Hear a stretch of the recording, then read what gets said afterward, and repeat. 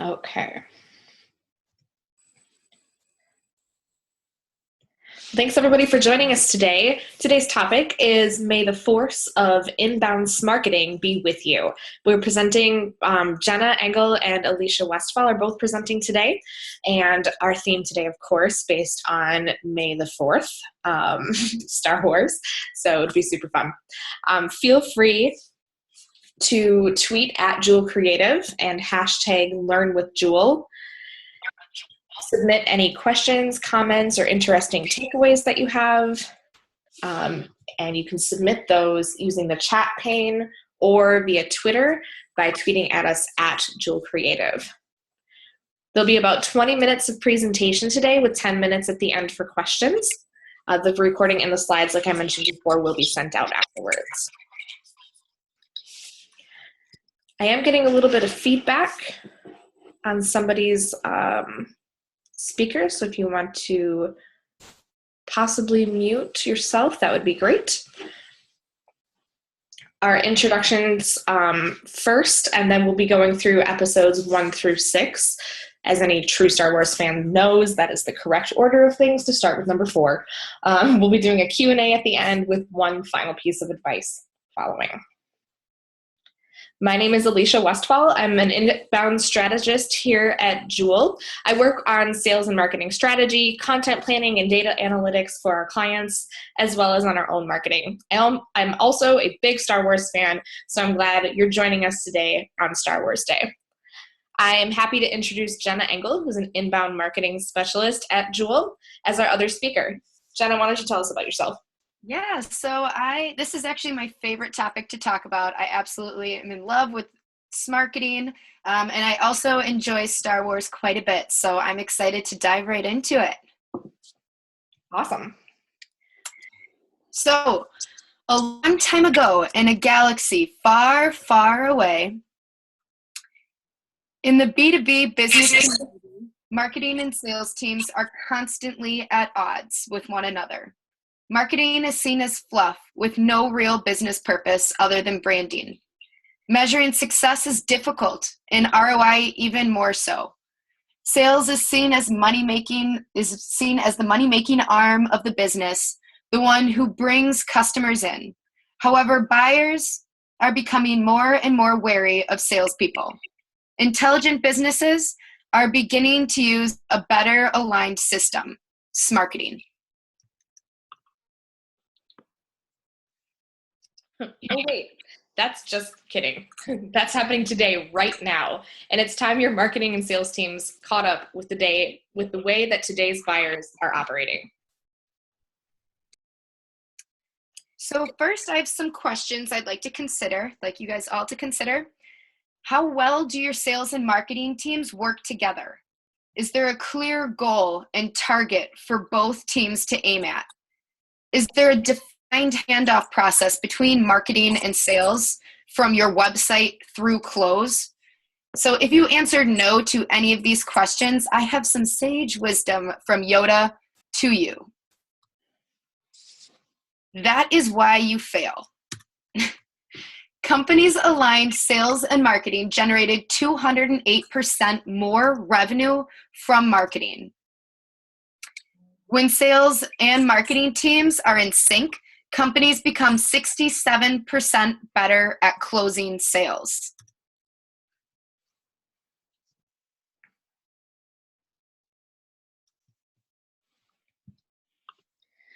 When sales and marketing are aligned, you get marketing. I'm so glad you joined us for today's webinar. Jenna and I are ready to tell you all about the knowledge of the force of Smarketing. But patience you must have, my young Padawan. First, you must know your target. Secondly, inbound selling and how it helps your sales team evolve into Jedi Masters is our next topic. Sales and marketing working together. Can you imagine it? Is that even possible? As Han Solo has told us, I never ask that question until after we've done it. We have done it, and it is definitely possible. So why do you need Smarketing? What's the catalyst for the change? Why Are you reaching out to Obi-Wan in the first place? Well, that's simple. Our clients see the need for Smarketing when they realize that while their website is reformed to bring in great leads, or they have a really killer sales team, the two teams aren't aligned, and so the overall results are poor. Smarketing is their only hope. Go ahead, laugh it up, fuzzball. You know as well as I do that this happens all the time. But how do we fix it? This is where Smarketing comes in. Aligned sales and marketing means getting your teams on the same page, moving towards the same goal, fighting the same empire. So let's get started. First, you need to know your target marketers. Target market. Marketers refer to these target audiences as buyer personas. A buyer persona is a semi-fictional representation of a real buyer or a group of buyers, including identifying key aspects of the buyer's life, their pain points, challenges, goals, geography, demographics, and their preferred communication method. So most companies will have several buyer personas, typically between 3 and 9. They are, in short, the ideal people you want to buy from you.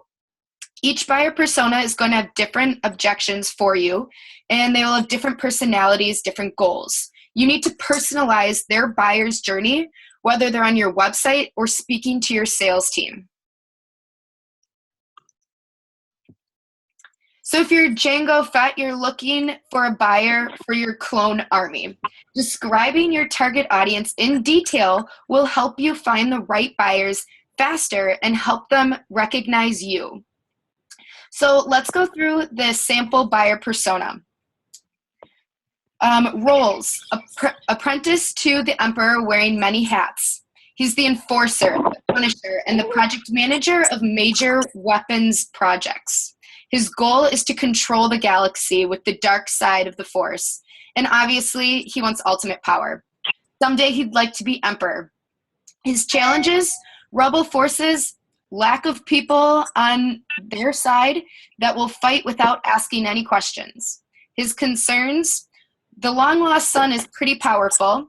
There's a pesky rebel force that keeps trying to fight him and take his power. He's concerned that the more people like the light side over the dark side, and he's also feeling a little unsure of the dark side. Demographics: he's in his mid-50s, paid in power, educated, Jedi turned apprentice, and super powerful. Location: typically resident of the Imperial cruiser, possibly Imperial weaponized star planet. Needs a large, preferably all look-alike army that will just follow orders. So you need to know your target audience. You have to have a clear understanding of what Darth Vader persona needs. Truly, what are his needs, and how is he going to accomplish them? How is he going to be successful in his eyes, not yours? What are his pain points, and how can you solve them? You need to understand you can't effectively reach the Darth Vaders out there if you haven't done your research on him. How will you connect and build rapport? How are you going to build the trust, show your industry leadership if you know nothing about how to connect with him? This goes hand in hand with personalization. Your customers are expecting a completely customized experience from the start. Whether they're on your website or speaking with you, you better not waste their time.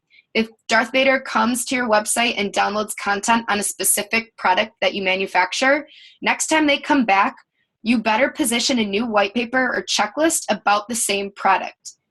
You know what he's interested in, so give him what he wants.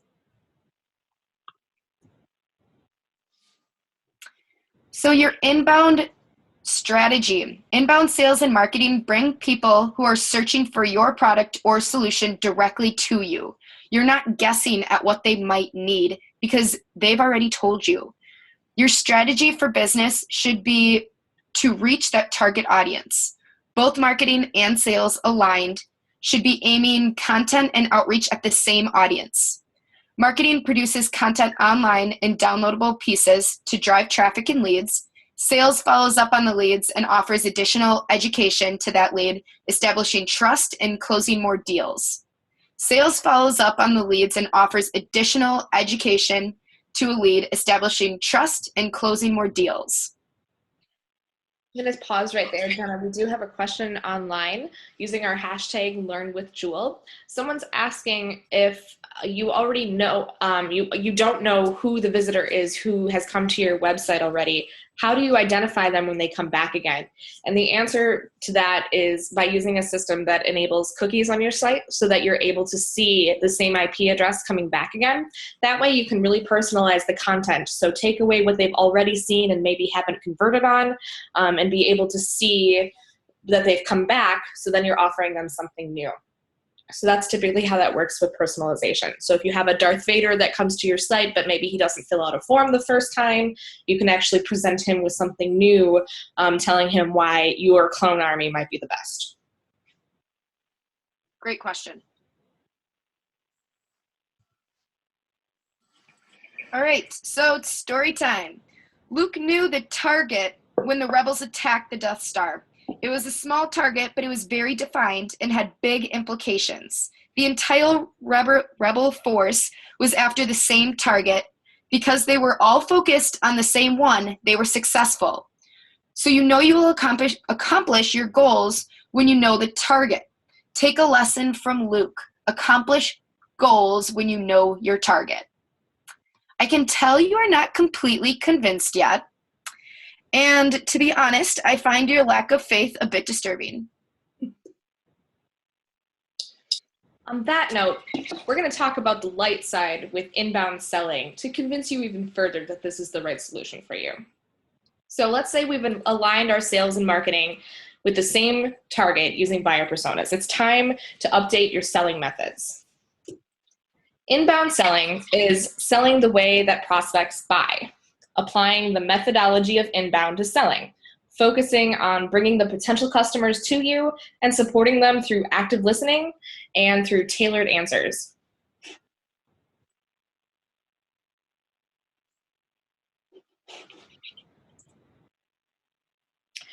Let's talk about the dark side of selling for a second and what that looks like.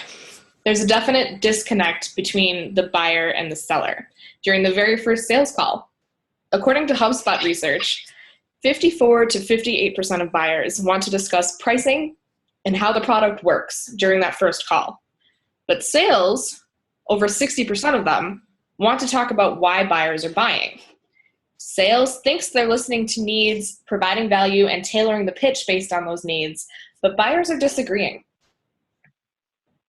So why the disconnect? It lies in the way that buyers have changed since the advent of the internet. According to this HubSpot research, the buyers hold the power, and they know it. They're incredibly well informed, they're overly confident in what they know, and they're definitely not interested in catering to a qualifying script. They want to lead the conversation. They have questions, they want to get the answers. Buyers are seeing salespeople as gatekeepers instead of advisors, which leaves sales in a pretty rough position. There is a trust deficit there. Only 41% of buyers see sales as trustworthy or somewhat trustworthy source of information. And that's according to HubSpot's buyer perception research that was just released this spring. Old school sales is focused on meeting quotas by a deadline and selling the most widgets to the most customers. But that's not how the force works. You must unlearn what you have learned. Again, great advice from Yoda. This is how inbound selling works. First, you create a positive buyer experience. According to the HubSpot research, 69% of buyers want sellers to listen to their needs, truly listen. 61% want sellers to provide relevant information. 51% want sellers to respond or give information in a timely manner. Timely manner is like 5 minutes. Definitely not 3 days or a week or I'll call you back tomorrow. It is immediate. However, the perceptions are that sellers don't do these things. Inbound sellers do. Inbound sellers advise, they don't sell. This creates trust, adds value, and knowledge to the conversation. Inbound sellers also create a buyer-centric experience. As a consultative advisor and product expert, the sales representative can then share concrete plans for the buyer and how they can accomplish their goals or address their challenges. Alicia, I have a question for you. Sure. So when do you sell, or how do you sell? When do you get to answer the questions that you want to know? Typically it's like budget, authority, need, and timeline. How do you position that type of questions to be able to understand if they're going to be a good fit for your company? That's a great question. And we'll actually talk about that in the next section, which is how we evolve sales to Jedi Masters status. We'll be talking about a 3-step discovery call process where you're actually just listening the whole time. You're asking lots of questions. They're telling you everything about themselves. And the biggest part about inbound selling is the trust building that happens there. It's not about what you want. It's all buyer centric and what they need and what they want at the time. Perfect. So with that, finally, let's talk about turning your salespeople into master closers, or Jedi Masters of inbound, if you will. A Jedi Master of inbound doesn't bombard prospects with unnecessary, unwanted spam. She provides the prospect with educational information that the prospect needs. He actively asks questions and listens to the answers. They tailor their presentations and demonstrations to the prospect's exact pain points.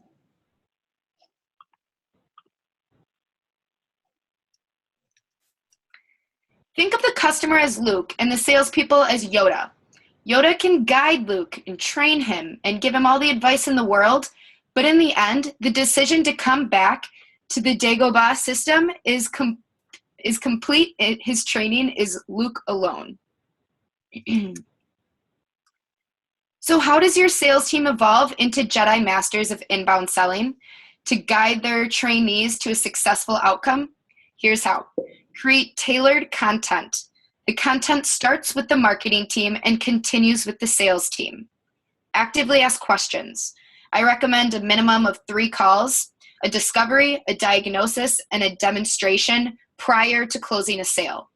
This gives ample time to collect all possible information and tailor the final demonstration to the exact needs of the business. Be consultative. Base your entire sales process on the buyer rather than the seller. This may or may not mean that your solution is the best fit. Your honesty will gain the respect of your buyers at this point.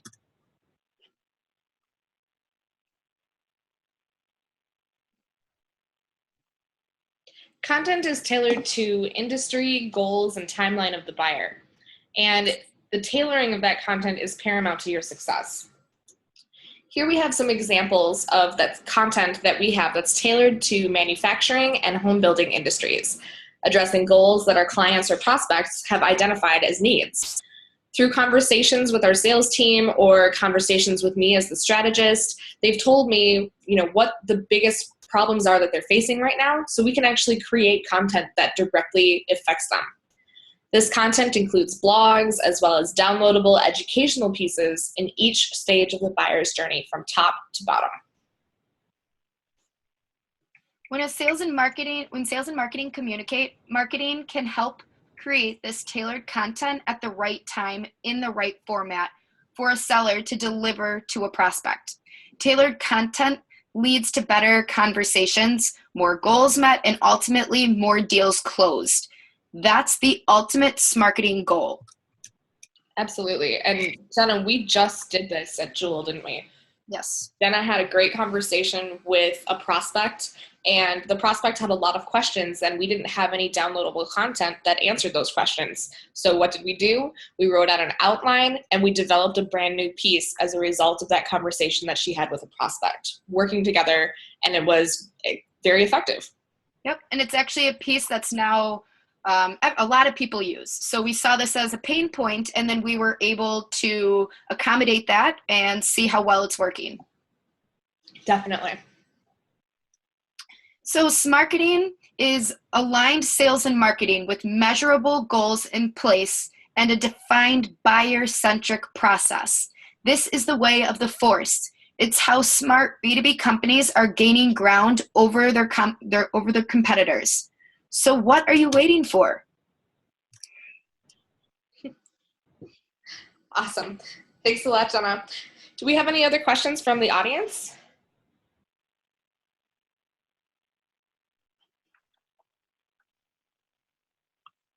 Ooh, I'm getting a question in. All right, so we've got a question about how to get both your sales and your marketing teams on board for a big change like this.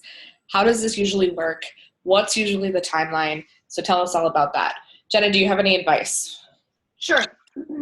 I see this actually a decent amount. It's all about buy-in. So you need to get buy-in for a marketing team and the sales team and a management level. There's a lot of moving parts there, but really you have to understand inbound and how it's going to best work for each department. So for salespeople, how are they going to reach their goals? Talking about certain aspects like this sales and marketing alignment that's going to help produce content on the marketing side that sales can use. That's actually one of the biggest complaints that sales departments have, that they don't have the content that they need to deliver to prospects. So making them understand that this is going to enable them to sell more, to reach their goals, to exceed their goals is really going to help. And then on the marketing side, Alicia, do you want to talk a little bit about the marketing aspect, how to get buy-in on that level? Absolutely. So, Jenna, you talked right at the beginning about how a lot of times marketing is seen as a fluffy department. A lot of times that's because it's really hard to produce an ROI or a return on investment for the spend that marketing has. And one of the biggest reasons we see for that is that a lot of traditional marketing methods, think like newspaper ads or billboards or even television, radio ads, those are not truly measurable. You can't know how many people saw it, how many people acted on it. So it's hard to determine what the return on that investment is. We found though that when people are using inbound, everything that we're doing is really measurable because most of it is done online, and those that aren't, there are ways to make them more inboundy, such as using a unique URL if you have a print piece that you want to drive people to your site, or driving them to a specific trackable phone number, things like that. So that's one of the biggest things to get marketing buy-in, is saying, for the first time, possibly, you might be able to see the return on what that marketing spend is. Awesome. We do have another question here. Alicia, I'll have you handle this one. It's about personalization. So once you do this personalization process, how do you know if it's working or not? Awesome question. So we do a lot of testing when it comes to inbound. We do things like A/B testing, where we're, kind of pitting one piece of creative against another one, whether it's a call to action or even a specific line of text. All of that, we can actually see the results of that. So whether it's number of views or number of clicks or number of converted prospects, we can measure all of those things. The other thing is that we use the HubSpot system, and it enables smart content, and you can actually see if you change up content, like personalize it based on either geography or whether somebody came from an email or anything else. You can actually see where it came from and what's getting the best results for each of those indicators. So it's really cool. We're getting another question here about an SLA.